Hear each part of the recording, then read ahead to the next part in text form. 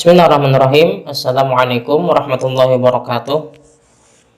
Alhamdulillahirabbil alamin wa bihi nasta'in ala umuri dunya waddin. Wassalatu wassalamu ala asyrafil anbiya wal mursalin sayyidina Muhammadin wa ala alihi washabihi ajma'in. Baiklah, untuk mengawali pertemuan kita pada hari ini kita akan mempelajari bagaimana cara untuk mengawali riset. Karena banyak dari kita itu kebingungan langkah apa yang harus kita lakukan sebelum kita membuat desain riset atau proposal penelitian. Yang harus kita lakukan di awal ini adalah menentukan tema, mengenali fenomena, dan menemukan masalah. Jadi yang ditemukan adalah masalah ya, bukan judul. Karena di banyak universitas atau perguruan tinggi biasanya mahasiswa itu disuruh setor judul dulu sebelum mengikuti perkuliahan medpen. Nah, ini adalah persepsi yang keliru ya. Karena penelitian itu harus berdasarkan masalah di lapangan. Bisa jadi kita menentukan judul terlebih dahulu, ternyata masalah yang diteliti tidak ada. Nah, tentunya ini akan terulang-ulang langkah-langkah yang kita lakukan untuk memulai penelitian. Sebelumnya kita harus mendefinisikan secara singkat apa itu masalah. Masalah itu bisa diartikan kontradiksi antara current state atau keadaan yang sedang berlangsung dengan ideal state atau keadaan yang ideal yang seharusnya terjadi. Misalnya fenomenanya sekarang kita sedang melaksanakan e-learning dalam setiap jenjang pendidikan. Ideal state-nya, keadaan idealnya, semua jenjang pendidikan itu dapat melaksanakan e-learning dengan baik tanpa ada barriers, tanpa ada penghalang-penghalang atau faktor-faktor yang malah membuat e-learning ini tidak berhasil. Namun current state-nya, kondisi yang ada di lapangan, itu ternyata banyak masalah yang ditemui. E-learning tidak berjalan dengan baik karena yang pertama, para siswa terbiasa belajar dengan pendekatan teacher-centered learning, pendekatan yang berpusat pada guru. Mereka tidak terbiasa pada tahapan-tahapan pembelajaran sebelumnya untuk belajar dengan pendekatan student-centered learning atau pendekatan pembelajaran yang berpusat pada siswa, sehingga kemandirian belajar mereka tidak terasah. Dan ketika menghadapi e-learning di mana kemandirian belajar adalah satu syarat yang penting, mereka kelabakan karena tidak terbiasa untuk belajar mandiri, tidak terbiasa untuk mencari informasi atau sumber belajar secara mandiri, tidak terbiasa untuk membagi dan mengatur waktu untuk belajar. Nah, ini kondisinya. Kemudian bisa juga kondisi yang ada, ternyata banyak guru yang kompetensi digitalnya rendah sehingga tidak bisa mendeliver e-learning ini dengan baik, tidak bisa mengonsep, melaksanakan, dan mengevaluasi e-learning dengan baik. Nah, dari perbandingan antara kondisi ideal dengan kondisi yang ada yang berlangsung di lapangan, disitulah kita akan menemukan masalah. Kesenjangan inilah yang disebut dengan masalah. Atau masalah bisa juga didefinisikan dengan suatu area di mana informasi tidak memadai. Misalnya ada beberapa macam penelitian, ternyata ada suatu fokus yang belum diteliti oleh orang lain. Nah, itu bisa juga disebut dengan masalah. Bisa juga diangkat menjadi topik penelitian. Atau biasanya kalau di penelitian survei tidak ada data yang memadai tentang suatu variabel. Misalnya ketika kita ingin melaksanakan e-learning, tidak ada data tentang kompetensi digital guru. Nah, berarti itu bisa dijadikan masalah untuk penelitian survei. Sebenarnya bagaimana cara kita menemukan masalah ini itu tergantung dengan teori yang kita kuasai secara komprehensif. Artinya harus ada pembanding antara current state dengan ideal state. Kalau kita memiliki teori yang ideal, maka kita bisa membandingkan di lapangan. Oh, ternyata kondisi ini tidak ideal. Dari mana kita tahu bahwa kondisi itu tidak ideal? Dari teori. Karena teori menyatakan kondisi ideal itu seperti ini, indikatornya seperti ini. Sedangkan yang kita di lapangan ternyata berbeda dengan apa yang disebutkan di teori. Untuk menguasai teori secara komprehensif, bagaimana caranya? Ya tentunya dengan kuliah. Kan MedPen ini biasanya di semester 5, semester 6 ya. Kawan-kawan sudah kuliah dari semester 1 sampai semester 4. Nah, dari situlah teori-teori ini kawan-kawan dapat. Jadi kawan-kawan harus mengidentifikasi teori mana yang paling kawan-kawan kuasai. Atau jangan-jangan mana ternyata tidak ada satupun pengetahuan yang kita dapat selama 4 semester berkuliah. Nah, ini masalah dari diri kawan-kawan sendiri berarti. Kemudian, yang kedua yang harus diketahui adalah fenomena atau kondisi di lapangan. Bagaimana caranya mengetahui kondisi di lapangan? Ya, terjun langsung ke lapangan, ke lokus, ke tempat penelitian. Biasanya kawan-kawan ingin meneliti tentang pendidikan anak usia dini, berarti kawan-kawan datang ke lembaga pendidikan tersebut, berdiskusi dengan guru-gurunya, lihat observasi apa yang berlangsung di dalam proses pendidikan tersebut. Nah, jadi kawan-kawan harus terjun langsung ke lapangan. Ini biasanya dinamakan dengan preliminary research atau studi pendahuluan. Jadi dua hal inilah yang dapat membantu kita untuk menemukan masalah. Penelitian itu tidak muncul dengan sendirinya. Kita harus berusaha dengan menguasai teori secara komprehensif dan terjun ke lapangan, mengidentifikasi, mengenali, dan mendeskripsikan kondisi yang ada. Kemudian kita cari kesenjangannya di mana. Nah, kesenjangan itu yang dinamakan dengan masalah. Baiklah, selanjutnya apa yang pertama kali harus kita lakukan? Ada beberapa tips yang bisa kita lakukan untuk mempermudah kita menemukan masalah. Yang pertama, tanyakan ke pengelola prodi apakah ada roadmap riset di tahun yang berjalan ini. Biasanya prodi-prodi itu menyusun roadmap riset dan pengabdian. Jadi kita tanyakan topik apa atau tema apa yang difokuskan prodi untuk penelitian pada tahun ini.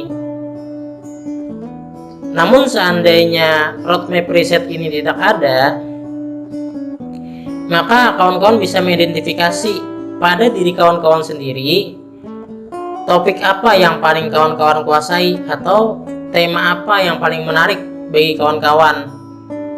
Kemudian selanjutnya kawan-kawan bisa mendiskusikan dan minta pendapat pada dosen pembimbing akademik. Apakah ada misalnya masalah yang diketahui oleh pembimbing akademik di dalam topik yang paling kawan-kawan kuasai. Selanjutnya, kawan-kawan harus memperkuat terlebih dahulu penguasaan terhadap teori dengan cara membaca jurnal-jurnal terbaru, hasil-hasil penelitian terbaru. Itu bisa diakses melalui Google Scholar atau jurnal-jurnal yang terdaftar di Sinta. Nanti akan kita coba bagaimana mencari artikel di Google Scholar dan bagaimana mencari jurnal-jurnal di Sinta yang terkait dengan bidang pendidikan kawan-kawan. Kemudian yang kelima, ya tentu saja kita harus turun langsung ke lapangan, mengidentifikasi masalah, membandingkan kondisi yang ada dengan kondisi yang seharusnya terjadi. Setelah kita menemukan gap atau kesenjangan, maka kita harus mengidentifikasi apa yang menyebabkan gap tersebut ada.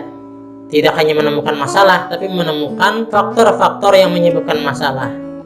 Nah, setelah ini sudah kawan-kawan temukan, baru bisa kawan-kawan tuangkan di latar belakang penelitian. Kalau kawan-kawan sudah menemukan masalah, itu sebenarnya 50% penelitian sudah berjalan. Dan latar belakang itu adalah tempat kawan-kawan mengungkapkan masalah. Karena biasanya ada banyak kesalahan persepsi di latar belakang itu, malah lebih banyak teori yang dicantumkan. Jadi latar belakang masalah adalah ruh dari penelitian. Nah, di latar belakang masalah ini nantinya pembimbing atau penguji akan melihat apakah masalah yang diangkat di dalam penelitian ini menarik, terbaru, atau bermanfaat, atau sebaliknya tidak menarik, sudah basi, dan tidak bermanfaat. Nah, maka tentunya kalau kawan-kawan meneliti topik-topik yang tidak menarik, yang sudah banyak penelitian terdahulu dan tidak ada manfaatnya untuk perkembangan di dunia pendidikan, maka akan sia-sialah proses penelitian yang kawan-kawan lakukan. Baiklah, akan kita praktekkan cara mencari artikel di Google Scholar. Tinggal klik di Google Scholar. Nah, di sini kita akan mencari artikel yang terkait dengan topik penelitian kita. Misalnya saat ini di pandemi COVID ini screen time anak usia dini itu meningkat. Jadi kita akan mencari topik tentang screen time bagi anak. Selanjutnya kita bisa memilih artikel yang dipublikasikan dari tahun berapa, supaya artikel-artikel terbaru yang kita akses. Kita klik aja di samping ini 2017 ya. Nah, berarti ada artikel yang di 2020, artikel 2018 itu masuk di sini. Kita coba buka satu artikel. Sayangnya ini berbahasa Inggris ya kawan-kawan semuanya. Kawan-kawan tinggal translate pakai Google Translate atau dipahami sendiri ya. Nah, ini artikelnya tidak bisa diakses secara full. Jadi ada satu cara yang bisa kawan-kawan lakukan agar artikelnya dapat diakses, yaitu dengan mengakses situs Skyhub. Nah, kita klik di sini Skyhub.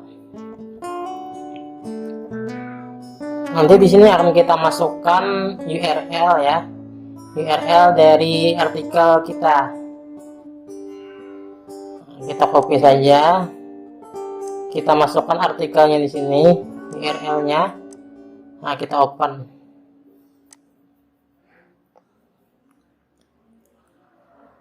Nah, di sini akan terbuka ya, kita bisa akses full artikelnya. Cuman tadi berbahasa Inggris, jadi harus kawan-kawan pahami ini artikelnya dengan usaha yang cukup besar ya, effortnya nih.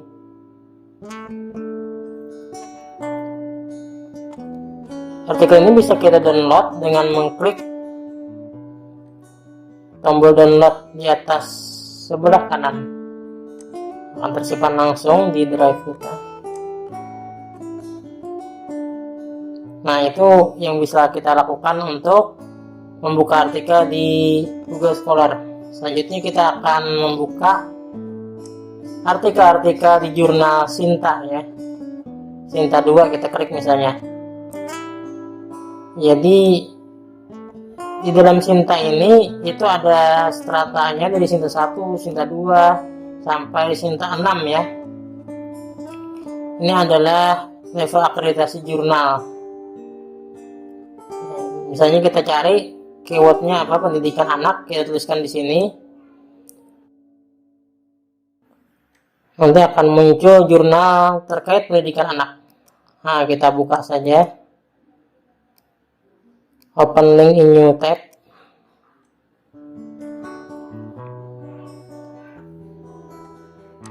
Nah, kalau mau keyword yang lain bisa kita ketikkan di sini, misalnya apa, pendidikan dasar misalnya. Nah, akan muncul jurnal-jurnal terkait pendidikan dasar.